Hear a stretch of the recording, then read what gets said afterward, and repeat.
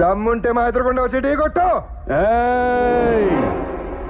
రాజకీయం నువ్వు తినే ఫుడ్లో ఉందేమో, నాకు బ్లడ్లో ఉందిరా బ్లడీ ఫుల్. రాష్ట్ర రాజకీయం పుట్టిందే మా ఇంట్లో. నేను దిగితే ఎదురొచ్చేది ఎవడు, ఢీ కొట్టేది ఎవడు? నన్ను అనవసరంగా కెలుక్కుతున్నావు.